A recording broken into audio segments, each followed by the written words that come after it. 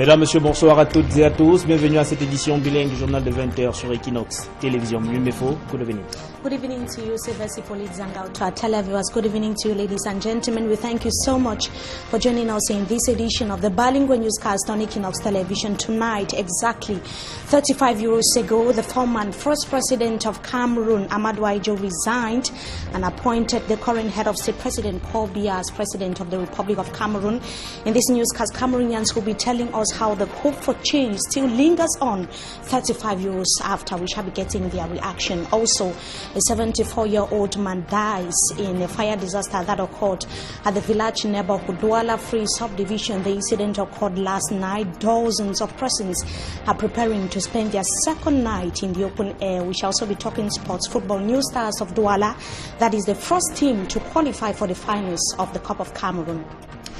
Quartier village à Douala, troisième, un homme de 74 ans perd la vie dans un incendie qui s'est déclaré dans son domicile dans la nuit d'hier. Le feu qui s'est rapidement propagé à d'autres habitations laisse des personnes ce jour à la Belle Étoile. Et puis Coupe du Cameroun, nous Stars de Douala, premier club qualifié pour la finale. Les nouvelles étoiles de la capitale économique du Cameroun ont battu en demi-finale cet après-midi au stade de la Réunification.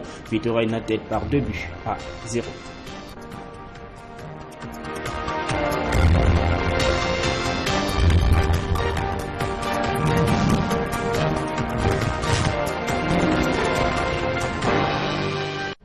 Une fois de plus, bonsoir à tous. Quartier village à Douala, troisième, un homme de 74 ans perd la vie dans un incendie qui s'est déclaré la nuit d'hier dans son domicile. Le feu qui s'est rapidement propagé à d'autres habitations laisse des personnes à la Belle Étoile. Le récit des faits dans ce reportage de Okwa Claude et Albertine Bitiaga. Une veuve éplorée, un fils aîné désespéré, un amas de débris. Voilà ce qui reste des 15 années de vie qu'aura passé la famille Djenkap dans ce quartier. Ici pourtant, était bâtie, il y a à peine un jour, une grande maison de 3 chambres et 2 studios en matériaux provisoires. Était parti en fumée en moins de 30 minutes la nuit dernière. Le fils aîné, absent le moment des faits, raconte. C'est à 22h30 qu'un voisin m'appelle. Viens vite, il y a le feu. Je ne suis pas à Douala. Il y a quoi? Il y a le feu, il y a le feu. Subitement, j'appelle mon petit frère qui était aussi à l'agence pour payer son billet. Il revient. Entre-temps, les voisins ont essayé de forcer. Comme le père, papa était malade, il était couché dedans. Et le papa était à la maison de ma fille. Il est sorti juste acheter un manger. Le bâton de manœuvre, c'est comme le dit.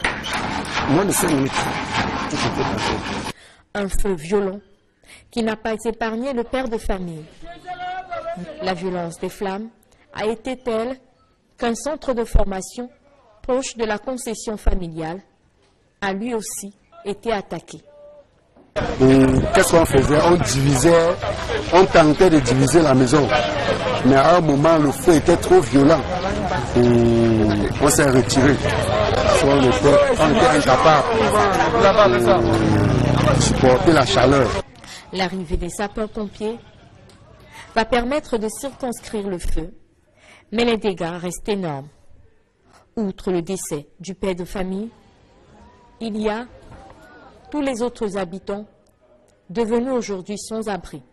Il y a une dame, elle était nouvelle au quartier. Elle s'est débrouillée. Ce matin, j'ai rencontré sa fille. J'ai demandé que vous habitez maintenant où? Elle m'a dit qu'elle habite chez la maîtresse de son grand frère. Tout ce diplôme, petit frère, tout. Même pas une assiette. L'origine du feu reste pour l'heure inconnue. Et la famille Djenkap essaie tant bien que mal à aménager un espace. Il faut penser en urgence aux obsèques du père de famille.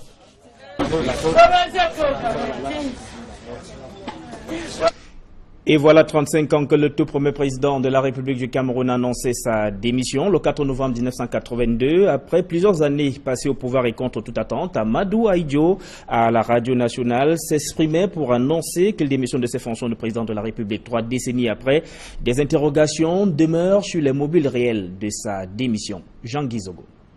Mes chers compatriotes, j'ai décidé de démissionner de mes fonctions de président de la République unie du Cameroun. Il y a 33 ans, le 4 novembre 1982, Amadou Ahidjo, alors président de la République du Cameroun, officialisait sa démission. Celle-ci allait prendre effet le 6 novembre. Depuis lors, nombre de thèses s'affrontent sur les raisons de sa démission. Son épouse affirme mordicus qu'il entendait passer la main à son successeur. Il voulait démissionner de tout, remettre le tout à son successeur. Toute la journée, ça a été des pourparlers, des machins pour le maintenir d'abord lui au pouvoir, essayer de lui faire prendre un congé.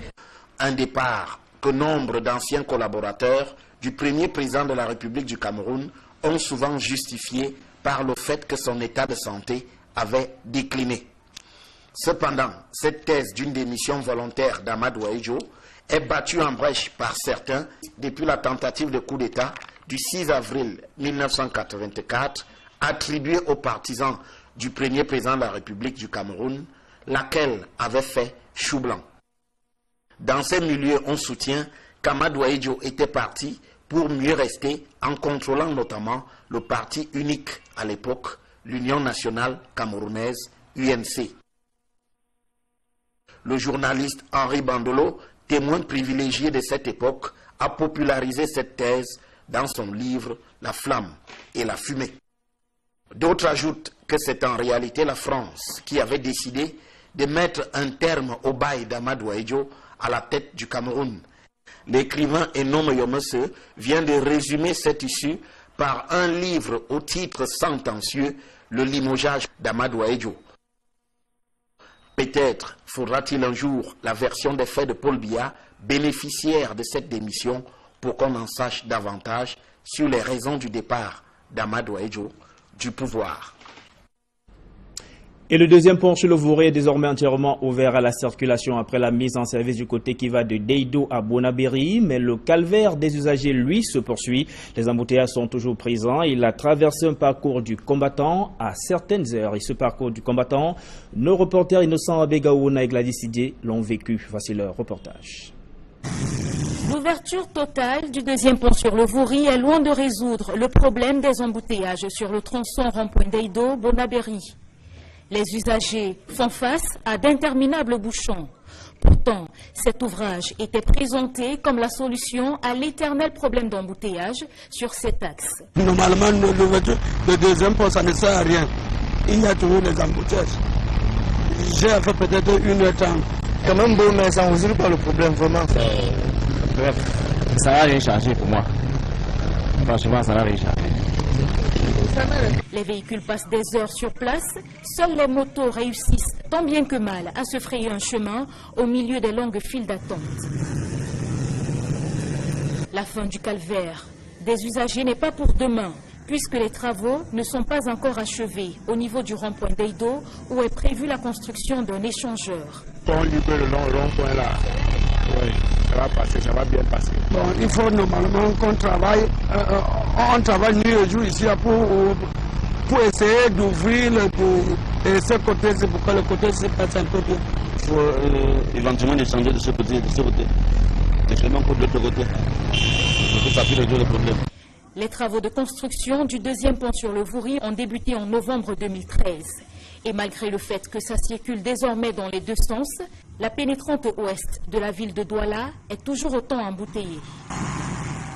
Et les femmes rurales de l'arrondissement de Kola dans la région du centre exposent leur savoir-faire. Véritables travailleuses de la terre, elles ont fait une exposition du fruit de leur labeur devant une population émerveillée. Le reportage d'Emmanuel Diop et Jean Guizogo. La journée mondiale de la femme rurale joue les prolongations dans le département de la Léquié. Les femmes de l'arrondissement de Kola viennent d'exposer au grand jour le fruit de leur dynamisme à travers leurs productions agricoles.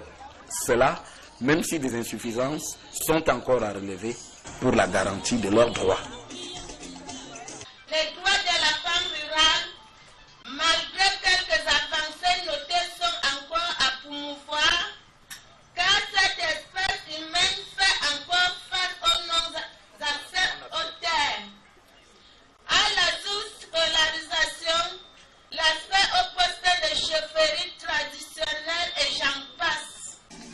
appui à ce dynamisme, le député de la circonscription d'Okola apporte un soutien en guise d'encouragement. À Ebanga, l'année dernière, je vous avais apporté une centaine de roues avec manches, très appréciées des cultivatrices. Aujourd'hui, j'ai décidé de vous apporter 500 roues.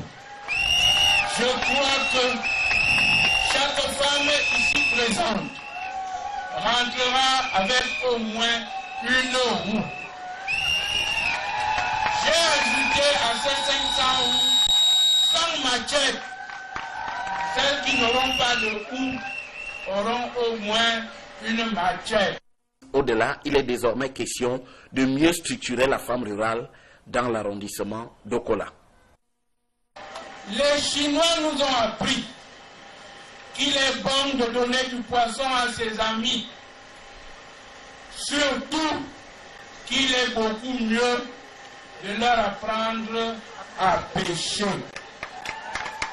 C'est pourquoi j'ai décidé de créer un micro-projet parlementaire en faveur de la femme rurale, dénommé Mutuelle des associations des femmes dynamiques de l'Alequier Ouest.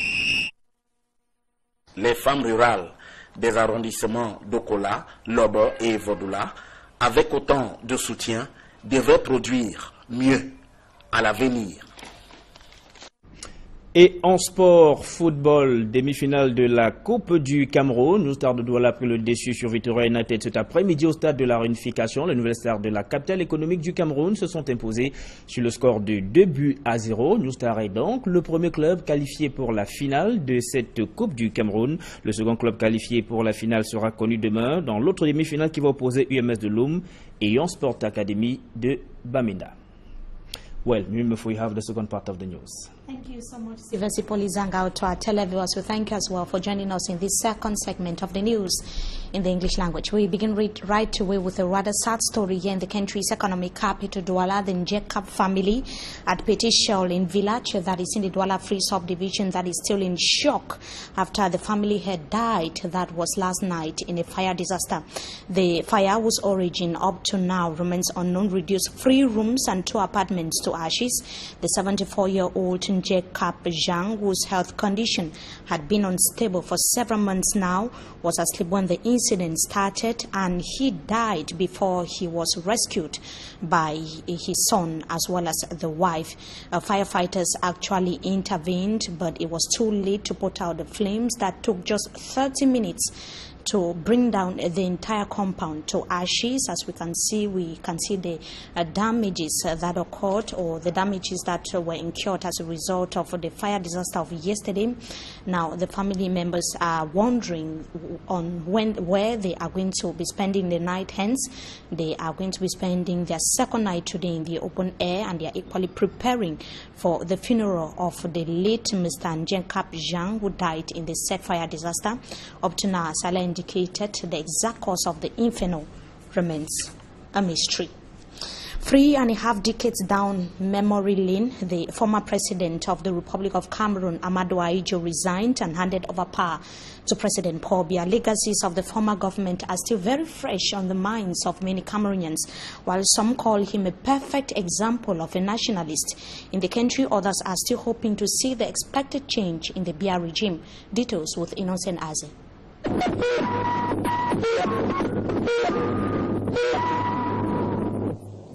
Camerounaises, Camerounais, mes chers compatriotes, j'ai décidé de démissionner de mes fonctions de président de la République unie du Cameroun. Cette décision prendra effet le samedi 6 novembre 1982 à 10h.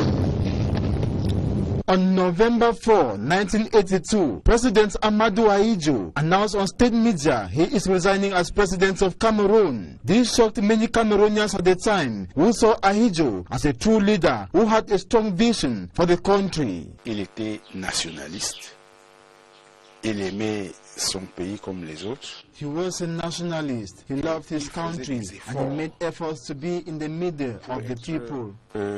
Au milieu du peuple.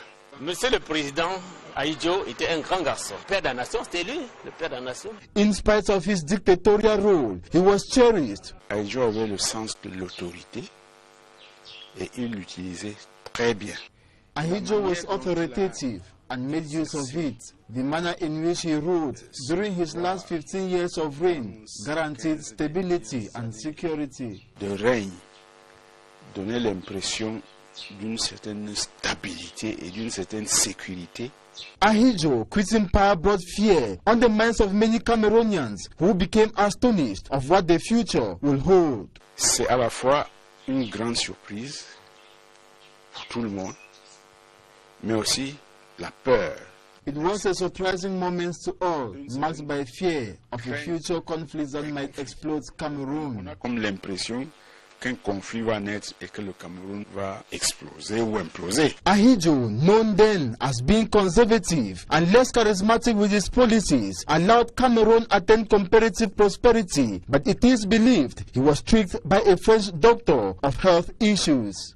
Il peut y avoir eu effectivement un complot. It could have been a coup d'etat to oust him as president. France is known so well for its intentions over Africa. En Afrique. President Amadou Ahidjo, who ruled from May 5th, 1960 to November 6th, 1982, refused staying to power as president but preferred remaining as president of the Cameroon National Union. He rather appointed Paul Biya as successor, but has this been a blessing to Cameroonians? Donc les Camerounais, en principe, tout le monde était dans la joie. Hein? Croyant que peut-être celui qui vient va apporter. Cameroonians were joyful. It was hoped that the newcomer would bring a better change, but unfortunately, he rather makes promises that are never fulfilled. Le président actuel, il a aussi tout promis aux Camerounais. Many Cameroonians still hope to see the fruits of Paul Biya's regime. We take you now to the southwest region of the country to know that Anglophone Cameroonians are not the only ones suffering from police harassment. In the northwest and southwest regions of the country, Nigerians are equally suffering a similar fate. Reason why the divisional officer for Tiko Subdivision in the Fako Division assured the Nigerian Consul General for the northwest and southwest regions that security forces harassing Nigerians would not go unpunished. It was during a meeting between both officials, as Derry Jato reports. On his way to Modeka in Tiko Subdivision for the installation of the executive members of the Nigerian Union, the Consul General for the North, West and Southwest regions, His Excellency Mohammed Malam Al-Zika, made a stopover at the Tiko Geo's office. The 25-minute discussion between the two authorities centered on the complaints tabled by Nigerians living in Tiko Subdivision on the rampant harassment being carried out by security forces. Sometimes 2-3 months before the resident permit expired and they begin to harass them. And when they apply, waiting for it to come again, they get it to trouble. So we want you please in your usual security meeting emphasize it to those who are enforcing the law. Mr. Cletus Asongwe, the divisional officer of Tiko Subdivision, assured the Consul General that those of Azilio security forces will be sanctioned. The residence permit which is yet to expire, even if it's remaining 1 week, you don't have the right to disturb me. And if somebody has applied and has only the receipt because it is delaying to come, it is not his fault. You will see in the days ahead what will happen, especially as far as the best officials. Later, at the installation ground in Modeka, the Consul General called on the Nigerian community to be calm, enumerating the strides that have been made to remedy the situation. Before we came here, we passed by in people to see the DO. We have seen the higher authority, the National Delegate of National Security. We have seen the Procurator General. We have seen the governor, we have seen the commissioner in charge of improvement on all these things, because it is not only happening here in Modeka and the environment, it is happening everywhere. And call on Mr. Essien Hassan Willie, the new president of the Nigerian Union Modeka, to make sure that his people respect the laws of the land in order to cement the already good bilateral ties between Cameroon and Nigeria. And now we take you to the Adamawa region of Cameroon, where the governor has called on mayors of the entire region to be assiduous in carrying out their duty to better the living conditions of local inhabitants. Governor Taguike Kidadi Buka was speaking in Gaundere while handing over checks to some 2 municipalities that have been able to stand out in the functioning of their activities. Let's have the details of the report with Jacques Ekwekinge. Since its creation, the National Community Driven Development Program, known by its French acronym as PNDP, through the decentralization process, has been charged with accompanying local councils in Cameroon in their development programs in order to better the living conditions of its inhabitants. These accompanying process usually target different developmental projects. However, the National Community Driven Development Program this time decided to launch a competition involving the 360 councils in Cameroon, aimed at rewarding the meritorious councils in the different regions which distinguish themselves in the aspect of budget management, good governance, transparency, just to name these few. For 4 months, the different councils grouped in second and third categories were evaluated following these criteria. At the end of the evaluation, the Northwest region emerged the overall winners, followed by the Adamawa. To this effect, therefore, a ceremony was organized by the Regional Bureau of the National Community Driven Development Program for the Adamawa to compensate the laureates. The Gawi Council emerged first in the second category. Meanwhile, the Ngaunda Council emerged first in the third category. Both mayors were happy recipients of a check of 50 million francs CFA each. For the mayor of Gawi, Abdurrahmanu Labi, this money will help in the rehabilitation of classrooms, carry out developmental projects, and also construct boreholes in the locality. On va faire beaucoup de trucs avec ces guichets performants, perfectionner nos salles de classe et faire ajouter les forages dans nos villages. The governor of the Adamawa region, Takige Kidadi Buka, called on the other councils to follow the examples of the other two and work hard. We are happy and we are honored by these results, and we want also to invite those of the council who did not perform well to do everything possible next year in order to win all the prizes. The meritorious mayors, all the same, promise to work harder in the next competition comes next year. And from the Adamawa region, we take you to Bolova South region, where some regional hospitals in Cameroon are still in need of hemodialysis kits for patients. One of them is the Bolova Regional Hospital, where kidney patients are worried about the impact of limited equipment on their health. It should be noted that the situation has been going on for several months now. And in sports football, we talk about New Stars of Douala. That is so far the first team to qualify for the finals of the Cup of Cameroon. New Stars got their qualification ticket this afternoon after defeating Victoria United 2-1 in an encounter which took place at the Reunification Stadium here in the country's economic capital, Douala.